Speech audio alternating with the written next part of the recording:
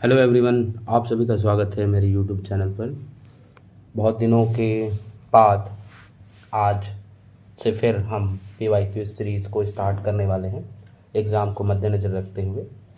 2025 दिसंबर के एग्ज़ाम में जिन लोगों ने पार्टिसिपेट किया था और जिन्होंने हमारा बैच लिया था, बहुत खुशी की बात है कि 3 JRF निकले हमारे बैच से और लगभग 5 से 6 एक रेशियो के आधार पे नेट क्वालिफाई हुए हैं। PhD क्वालिफाई की संख्या अनगिनत हैं। जो बैचेस स्टार्ट हुए थे वो 2-3 बैच के आधार पर स्टार्ट हुए थे, जिसमें dance, drama, theatre, student mix जो 1 to 5 यूनिट था साथ में कर रहे थे, और जिनका स्पेशलाइजेशन डांस से है वो डांस की क्लासेस अलग से थी, और साथ में ड्रामा एंड थिएटर का भी क्लास हमारे द्वारा कराया जा रहा था। रिज़ल्ट बहुत अच्छा रहा और इस बार भी फरवरी से हमारा बैच स्टार्ट हो चुका है, लगातार अभी चल भी रहा है। दूसरा बैच स्टार्ट हो चुका है, हम तीसरे बैच की तैयारी में हैं, जिस पे आप 20 कह सकते हैं 2 महीने के अंदर, और 20 बच्चों का एक बैच बनाने का तैयारी चल रहा है, जिस पे आप चाहें तो एडमिट हो सकते हैं। 20 बच्चों को ही लिया जाएगा लास्ट 2 महीने। अप्रैल से 1 अप्रैल से कक्षा आरंभ होगी, और जून का जब तक एग्ज़ाम का डेट घोषित नहीं होता उससे 5 दिन पहले आपको पूरा कोर्स कंप्लीट करा के छोड़ दिया जाएगा। इसकी फ़ीस और डिटेलिंग आपको शॉर्ट्स के माध्यम से लगातार देखने को मिलेगा। आज हम PYQ सीरीज के तहत बात करने वाले हैं। हम लोगों ने 2025 जून तक के क्वेश्चन पेपर देखे हैं और उस पे बातचीत करते हुए उसके आंसर को सॉल्व करते गए हैं। आज हम लोग इस PYQ के तहत सॉल्व करने वाले हैं पेपर जो performing art, dance, drama, theatre का 2012 में हुआ करता था। उसका पैटर्न अलग है, लेकिन अभी के जो क्वेश्चन पेपर आ रहे हैं उसके आधार पूरे इधर के ही क्वेश्चन हैं, जो जून 2012, 13, 14, 15, तो उसको मद्देनज़र रखते हुए हम लोगों को PYQs के सीरीज़ में 2012 से स्टार्ट करना है। और जो हमारा उधर के वीडियो हैं वो बहुत लाभदायक हैं। आप उसके आधार पे अपने कीवर्ड्स खोज सकते हो आंसर की के माध्यम से। तो आइए स्टार्ट करते हैं। जून 2012 का ये क्वेश्चन पेपर है। ये 2 पार्टों में डिवाइड होगा। ये पेपर 2 है और एक पेपर होगा थर्ड। एक पेपर 2 और एक थर्ड। तीसरा पेपर भी है इसके अंदर। Performing art, dance, drama, theatre combine है ये, और इसके अंदर आपको क्वेश्चन देखने को मिलेगा वो कॉमन डांस, ड्रामा, थिएटर के लिए, और इसी में डांस का अलग से होगा और थिएटर का अलग से होगा। तो बिना समय गंवाए हम लोग स्टार्ट करते हैं 2012 जून का सेकेंड पेपर। 25 क्वेश्चन पार्ट 1 में एंड 25 क्वेश्चन जो है कंपलसरी है। इसके बाद पार्ट 3 भी है जिस पे अलग से क्वेश्चन रहता है। तो यहाँ पे सबसे पहला जो सवाल पूछा गया है यूनिट 1 के रामायण, महाभारत, शिल्पाधिकारम प्रमुख महाकाव्य से। जैसे जैसे आप PYQs देखते जाओगे वैसे वैसे आपको समझ में आएगा कि रामायण, महाभारत और शिल्पाधिकारम, भागवत पुराण, वेद, और धीरे धीरे उस पे सवाल किए गए हैं। पहले मान लीजिए जून का क्वेश्चन पेपर आप देख रहे हो, आप इस पे एक पकड़ बना के रखो कि इस बार अगर ये महाकाव्यों से सवाल आया है तो दूसरी बार महाभारत भी आपको ज़्यादा देखने को मिलेगा। पहले रामायण, रामायण के बाद महाभारत देखने को मिलेगा, महाभारत के ज़्यादातर क्वेश्चन रहेंगे। शिल्पादिकारम हर जगह आएगा, क्योंकि शिल्पादिकारम के क्वेश्चन आपको सिर्फ उसके चरित्रों को लेकर पूछा जाता है, तो वो हर जगह देखने को मिलता है। स्टार्ट करते हैं। यहाँ पे विषम को चयन करना है। कोलम शिल्पादिकारम की कैरेक्टर है और शिल्पादिकारम का कैरेक्टर है कोलम। कोलम एक पुरुष पात्र है जो लीड एक्टर है शिल्पादिकारम का। शिल्पादिकारम के राइटर इलांगो अदिगल को माना जाता है। तमिल क्लासिक जो तमिल साहित्य का 5 जो महाकाव्य हैं उसमें शिल्पादिकारम बहुत महत्वपूर्ण है। इंद्रजीत, लक्ष्मण, रावण, ये रामायण के चरित्र हैं जो क्वेश्चन के अंतर्गत इस तरीके से पूछे गए हैं कि इनका मिलान करें। रावण का सीधा सा संबंध यहाँ पे माधवी से नहीं है, माधवी का संबंध कोलम से। जैसे शिल्पादिकारम आप स्टडी करोगे, कोलम, कनगी, माधवी, ये 3 कैरेक्टर आपको देखने को मिलेंगे। माधवी नृत्यांगना है जो शिल्पादिकारम के कैरेक्टर में है। इंद्रजीत सुलोचना उनकी पत्नी, लक्ष्मण उर्मिला उनकी पत्नी से संबंधित, कोलम कनगी, तो ये एक दूसरे के संबंधित पति पत्नी जो हैं उनको पूछा गया है। और रावण का माधवी से कोई लेना देना नहीं है, इसीलिए यहाँ पे ये विषम हो जाएगा।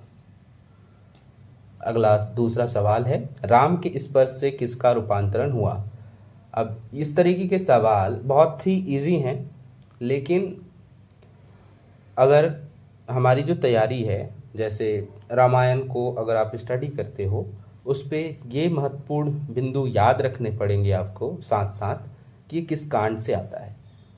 तो राम के स्पर्श से किसका रूपांतरण हुआ था, सभी को पता होगा, अहिल्या का। सेकंड नंबर यहाँ पे उत्तर होगा, और ये बाल कांड के अंतर्गत देखा गया है। और उसके बाद तीसरा सवाल, पांडव और कौरव के बीच कौन सा चरित्र संघर्ष उत्पन्न करता है। सबको पता है, शकुनी। बहुत ही आसान से सवाल थे 2012 के।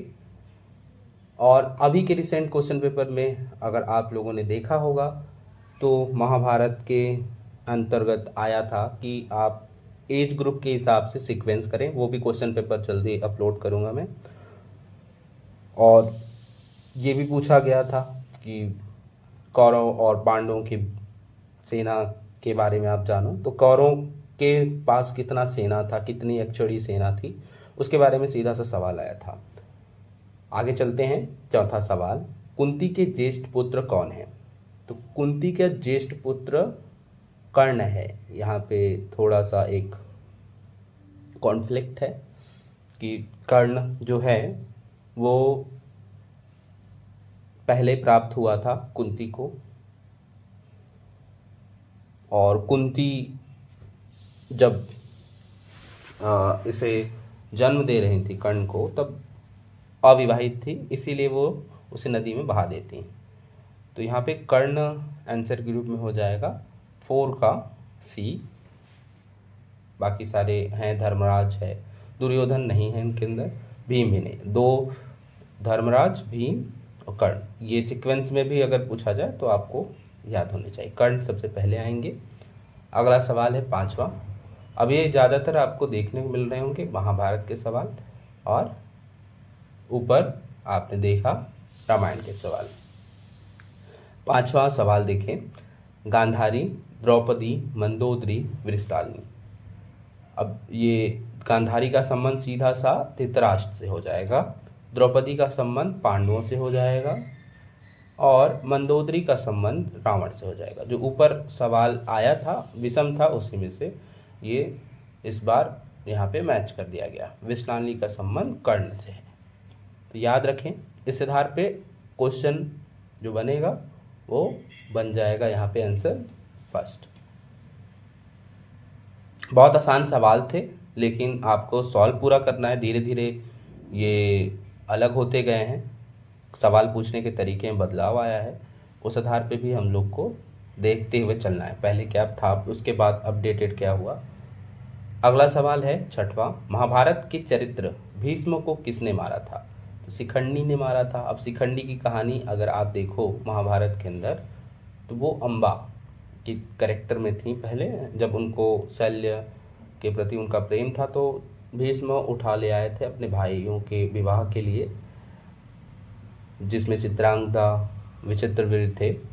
और शिखंडी वहाँ पे बदला लेने, अम्बा अपना पुनर्जन्म लेती है, श्राप देती है, और यहाँ पे शिखंडी के रूप में पुनर्जन्म होकर भीष्म का वध करती है, मारती है उन्हें। तो यहाँ पे 6 नंबर का फर्स्ट आंसर सही हो जाएगा। भीष्म को किसने मारा था? शिखंडी ने। भीष्म को जो इच्छा मृत्यु प्राप्त है, तो उसके आधार पे एक श्राप था कि जो आधा नर आधा पुरुष वाले चरित्र में होगा उसी के हाथों मारा जाए। 7वां, रामायण के चरित्र बाली की पत्नी कौन है? बाली के जो पत्नी की बात आएगी तो इस पे तारा बाली की पत्नी है, अंगद है पुत्र, मंदरा, उर्मिला, शूर्पणखा, ये सारे कैरेक्टर रामायण के अंतर्गत ही आ रहे हैं। अगला सवाल है 8वां। अब के जो रिसेंट सवाल हैं उसमें इस तरीके का पैटर्न देखने को मिला है अजर्सन रीजन का। पहले भी आते थे, रिसेंट 2024 के बाद से उस तरीके के सवाल पूछे नहीं जा रहे थे। बाद में अब फिर से इंक्लूड कर दिया गया है। दिसंबर 2025 के एग्जाम में आप लोगों ने दिया होगा तो उस पर ये देखने को मिला था। तो इसे सॉल्व कैसे करते हैं ये भी देखते हैं हम लोग। जो सही तथ्य है, जो फैक्ट है, उसके बारे में पूछा जाता है सीधा, और उसके रीजंस को भी पूछा जाता है कि ये एक दूसरे से रिलेट है या नहीं है। जैसे यहाँ पे आया, भारत की रंगमंची कला के बारे में मस्तिष्क में दुर्गा की एक शरीर और बहुत सी भुजाओं वाली छवि तथा शिव की नटराज के रूप में छवि सामने आती है। ये हमेशा से ऊर्जा और गत्यात्मकता के विभिन्न रूपों में प्रतीक रहे हैं, परंपराएं हैं, और रंगमंची कला की कोई एक परंपरा बृहद भौगोलिक क्षेत्र में नहीं है। सभी का विविध शैली, रूप, स्टाइल और तकनीकों में चित्रण किया गया है।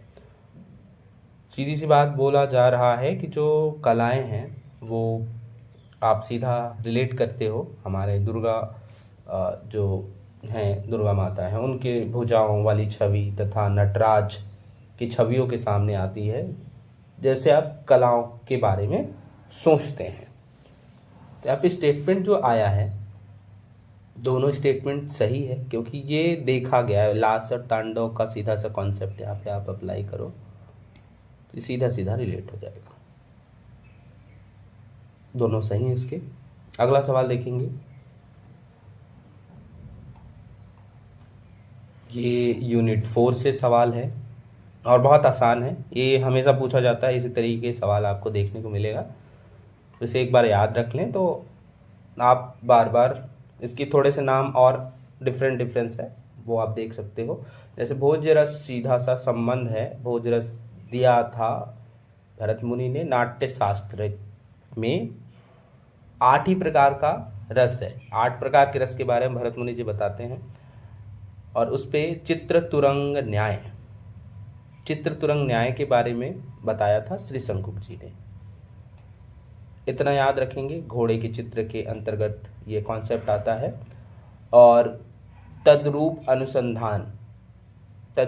अनुसंधान दिया था भट्ट लोडलट जो हैं उन्होंने। यहाँ पे आंसर 4 करें ऑप्शन। और सधारीकरण दिया था भट्टनायक के द्वारा, जो कि तीसरे नंबर पे आते हैं। तो सबसे पहले भट्टलोलट है, फिर शंकुक है। सबसे पहले भरत मुनि है, फिर भट्टलोलट है, श्री शंकुक है, भट्टनायक है, फिर अभिनवगुप्त भी आते हैं। तो इस तरीके से इसका आंसर जो बनेगा वो बन जाएगा 9 का C। और ये रस निष्पत्ति के सिद्धांत है जो आपको 4th यूनिट में पढ़ना रहता है। आगे चलेंगे। Question number 10, 10वां। रस के अनुभव से प्राप्त आनंदमय स्थिति को कहते हैं। तो ये भी बहुत आसान सा सवाल है। ब्रह्मानंद ये सवाल के अंतर्गत आता है कि रस के द्वारा प्राप्त अनुभव जो है, आनंद में स्थिति को ब्रह्मानंद कहते हैं। जो यूजीसी नेट के तहत आंसर की प्रोवाइड है उसके अंतर यही ऑप्शन दिया गया है।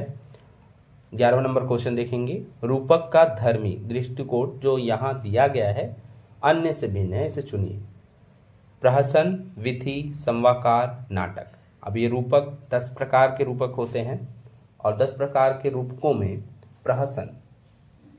प्रहसन को यहाँ से अलग करें, क्योंकि प्रहसन सीधा सा अगर आप देखो, विधि, समाकार, नाटक कहीं न कहीं इनमें रसों का, युद्ध का, वीरता भरे संवादों का ज़्यादातर यूज देखा जाता है।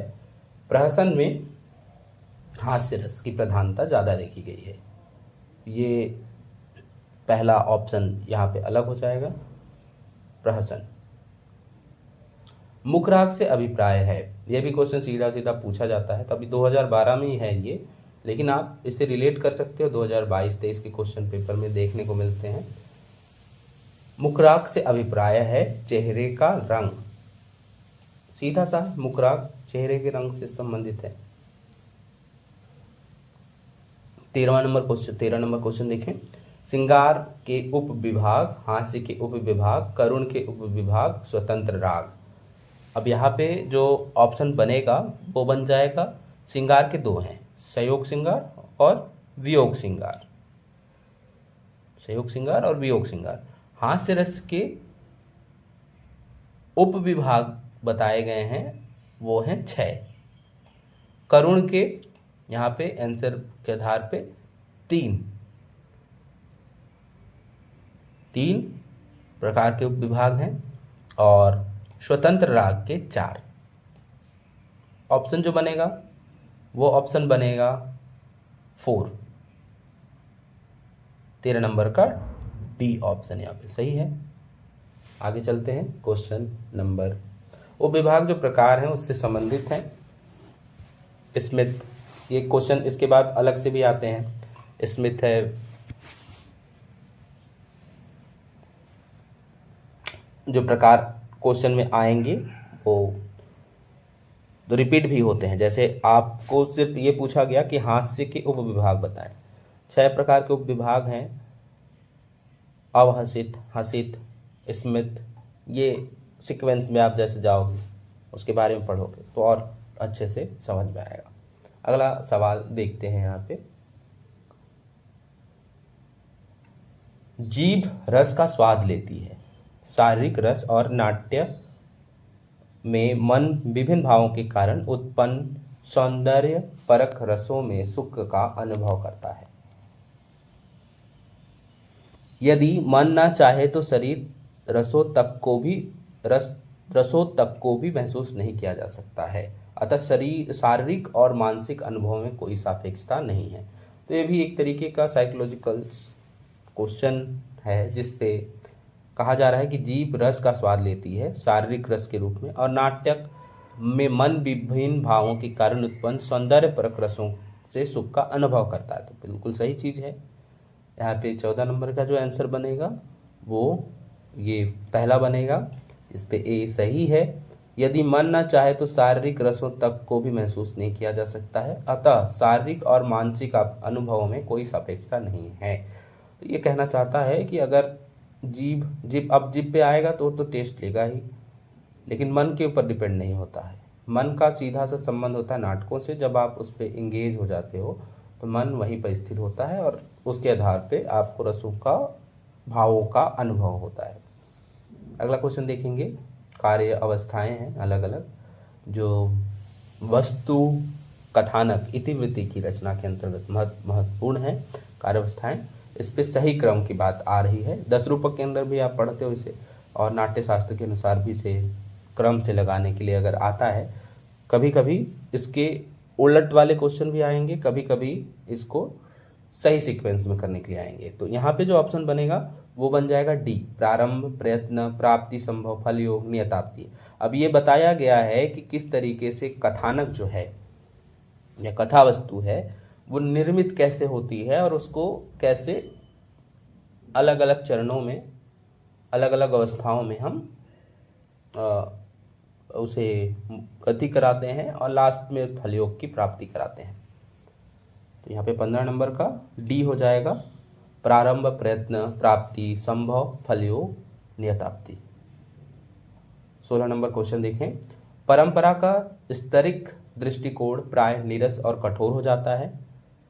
कारण यहाँ पे दिया हुआ है, सृजन और प्रयोग की भावना को अवमंदित कर देता है, जिसे रंगमंचीय कलाओं का प्राण माना जाता है। तो ये स्टेटमेंट के आधार पे इसका आंसर दोनों गलत दिया गया है। आज के लिए इतना ही रखते हैं, मिलते हैं अगले PYQ सीरीज में। आप अगर जुड़कर नए बैच के माध्यम से अपनी स्टडी करना चाहते हैं, नेट JRF हासिल करना चाहते हैं, तो आप दिए हुए नंबरों पर जो शॉर्ट्स पे आपको देखने को मिलेंगे उस पर संपर्क कर सकते हैं। फीस मात्र आपको देने होंगे 2100 रुपये, जो 2 महीने के होंगे। तो एक तरीके का ये क्रैश कोर्स होगा जो पहले भी मैं करा चुका हूँ। 2 महीने के अंदर आपको सारा डाटा दिया जाएगा, पढ़ाया जाएगा और एग्ज़ाम से 5 दिन पहले क्लास ऑफ होगी, उसके बाद नहीं पढ़ाया जाएगा। उस पे आपको खुद से तैयारी करनी होगी। आपको लगातार जुड़ के रहना भी है, जिस पे क्लासेस होंगी, क्योंकि आप जब तक जुड़ोगे नहीं इस पे समझ में बहुत सारे डाटा ऐसे हैं जो नहीं समझ में आएंगे। तो जुड़ने के लिए आप नंबरों पर संपर्क कर सकते हैं और बहुत जल्द आपको बुक देखने को मिलेगा। ऑनलाइन पे उपलब्ध भी हो चुका है कैंडले ऐप में। तो वहाँ यूनिट 1 का बुक आया है, जिस पे जितने भी क्वेश्चन पहले यूनिट के थे और साथ में उसके पूरे डिटेलिंग अध्यायों का यूनिट के हिसाब से एक एक बिंदुओं का वर्णन कर बुक आया हुआ है, पुस्तक आया हुआ है, जो मेरे द्वारा लिखित है और हर एक यूनिट का क्वेश्चन पेपर के साथ उसके अंदर के जितने भी कंटेंट हैं वो सारे आपको बहुत जल्द मिल जाएंगे। आप ऑनलाइन माध्यम से ऑर्डर भी कर सकते हैं। तो उसके बारे में भी मैं जानकारी नेक्स्ट वीडियो में देते रहूँगा। आज के लिए इतना ही, धन्यवाद।